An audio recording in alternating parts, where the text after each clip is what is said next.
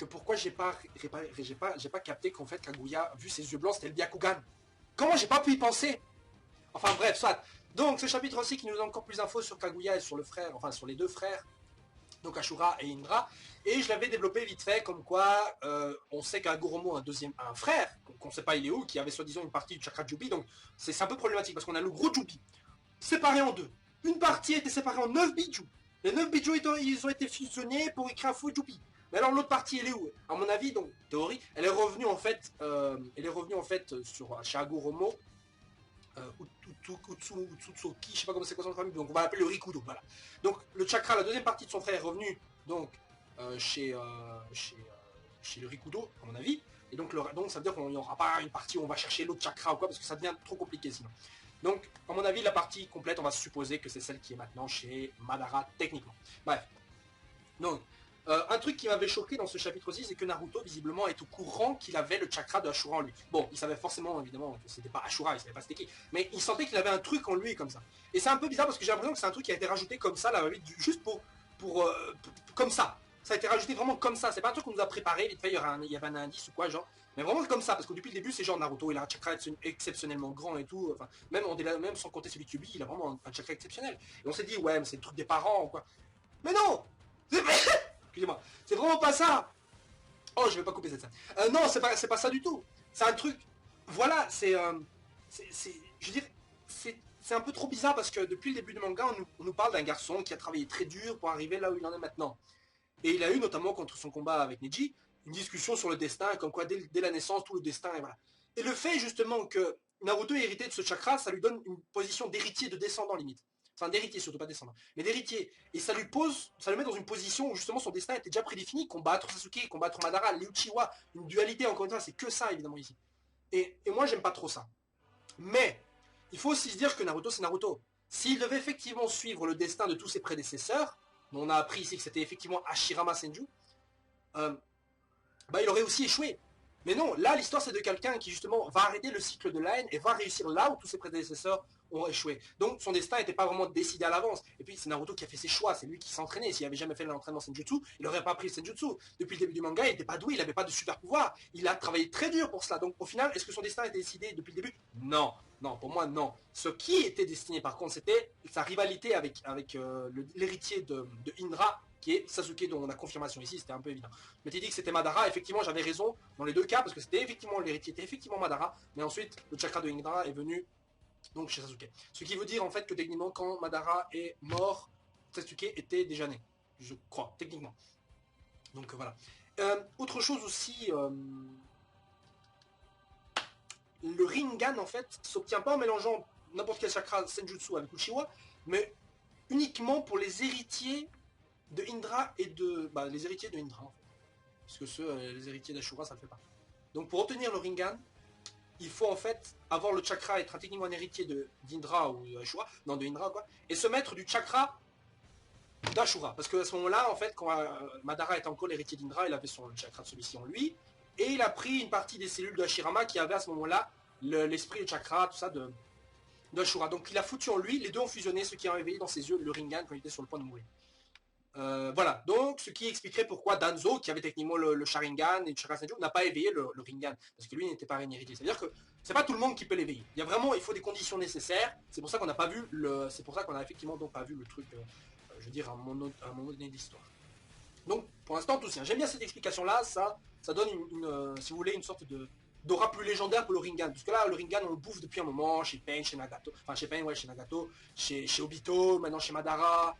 Bientôt peut-être chez Sasuke, il faut voir. Donc voilà.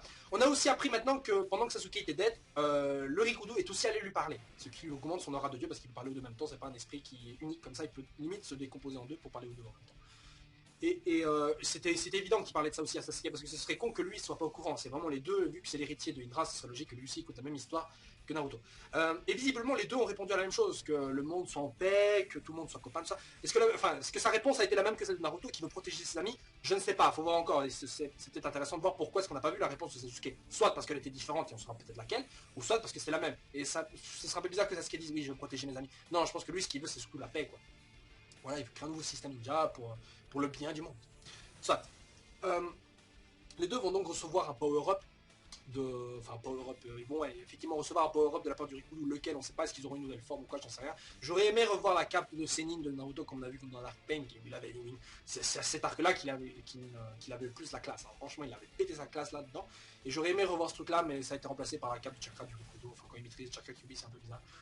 Sasuke je sais pas, il va certainement peut-être obtenir un mode Sennin, je sais pas, peut-être celui du dragon, hein, peut-être j'en sais rien, faut voir.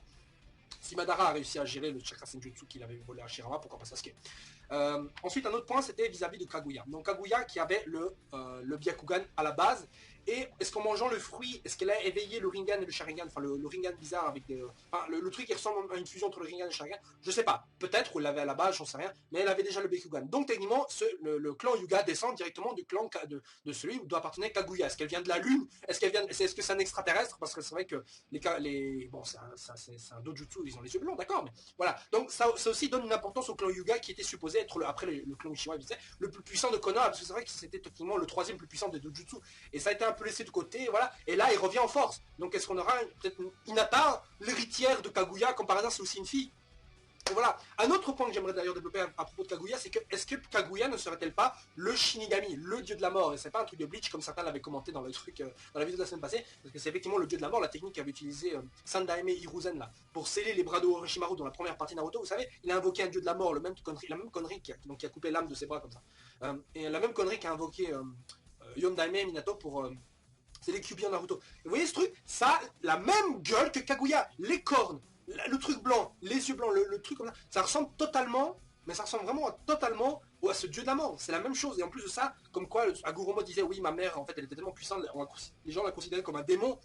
Peut-être que c'est encore une fois une dualité. La mère qui est considérée comme le démon, qui au final devient un dieu de la mort, et le fils qui est considéré comme le dieu. Vous voyez? Il y a un truc comme ça. Je suis sûr qu'il y a une connerie dans le genre parce que la ressemblance est trop frappante. Putain, les cornes, tout ça. Pourquoi est-ce que le dieu de la mort a forcément des cornes? Enfin, c'est une représentation populaire au Japon, je crois qu'il existe déjà, mais quand même, c'est un peu bizarre de lui donner la même apparence. Et pourquoi des cornes au Rikudo? C'est un peu bizarre. Donc voilà, le diable qui a engendré le dieu. Voilà, c'est un peu bizarre comme truc. Est-ce qu'on aura la confirmation de ça? On verra par la suite ou pas, ou alors c'est une coïncidence. Et encore plus qu'on la voit, il y a une case où on la voit en ombre avec les bras comme ça, avec une longue robe, la même position que le Shinigami quand il est invoqué. Il est aussi comme ça, avec un truc comme ça bien large. C'est la même chose. Je crois que c'est un peu trop de coïncidence. Ou alors peut-être que je m'emballe un peu. À vous de voir, dites ce que vous en pensez dans les commentaires. N'oubliez pas de partager la chaîne YouTube à des gens que vous connaissez toujours, parce que je sais que vous êtes de plus en plus nombreux à être abonnés, et ça fait plaisir de voir qu'il y a de plus en plus de gens intéressés. Ensuite, ce qui en reste, c'est Guy. Et Guy, là, il est en sang, il a perdu sa veste de Junin Chunin, là, de Konoha, de Ninja de Konoha, contre Madara qui est en sang, et vraiment en sang, le mec, c'est la première fois qu'on a l'air de le voir en difficulté, mais il est toujours avec son sourire, donc il peut encore continuer le combat, alors que Guy, lui, il va arriver sur sa fin, et il dit, je dois utiliser une autre technique, je sais plus c'est quoi le nom en anglais, je crois que le nom en anglais c'était de Night Moth, un truc comme ça, je sais pas la traduction. Enfin, en tout cas, c'est certainement la technique ultime, ça veut dire qu'en gros, à chaque fois, vous pouvez faire des enchaînements et tout, mais il y a une technique qui doit certainement finir le truc, donc il utilise toutes ses forces, et après cette technique, il mourra. Donc forcément, là, il est certainement au courant qu'il doit l'utiliser, parce que là, Madara, il est toujours pas KO, mais bon, il est tellement mal en point qu'il aurait peut-être pu continuer, je sais pas combien de temps va durer l'ouverture de cette porte, parce que déjà, le mec, sur son corps, il doit supporter une terrible douleur, déjà, il faut voir Lee quand il avait ouvert la 5ème, dans la first gen contre Gaara, donc là, j'imagine pas là, voilà, est-ce que Guy va être sauvé? Il est possible que Guy soit sauvé, hein. Il est possible que Guy soit sauvé par, je sais pas, Naruto, ou ça c'est qu'il leur fait du chakra, qu'il utilise une technique pour l'oreille, j'en sais rien, mais il est vraiment possible que ça arrive.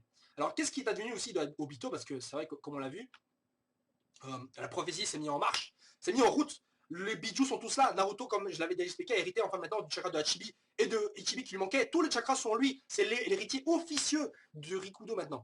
Il n'y a plus de conneries. Ils sont tous réunis autour de lui. C'est l'enfant de la prophétie, comme l'avait dit d'ailleurs le sage grenouille. Donc c'est que lui, c'est lui d'ailleurs qui avait parlé. Parce que le Rikudo avait dit, oui, comme l'avait prédit Gamma, je sais plus trop quoi. Et je pensais c'est qui ça Gamma? À mon avis, c'est le nom donc, du prophète grenouille là, qui était sur le mont Myobokuzan là, qui avait prédit à Jiraiya et Naruto aussi plein de trucs. Et à mon avis, c'est donc de lui qui parlait, hein. C'est pas genre le nom d'un autre personnage mystérieux à mon avis, parce que c'est Gamma, et Gamma, c'est pour Gamma Ken, Gamma Kichi, Gamma tout ça, c'est toutes les grenouilles, bref. Donc, la prophétie est en marche, et c'est là maintenant que Naruto va montrer qu'il est véritablement le véritable héros, le sauveur du monde. Voilà, sur ça les gens, on se retrouve la semaine prochaine pour le prochain chapitre, prochain scan, qui nous montrera de super belles formes, super belles transformations, le nouveau power-up, encore une fois, hein, voilà, que vont obtenir Naruto et Sasuke. Sur ça, ciao ciao les gens.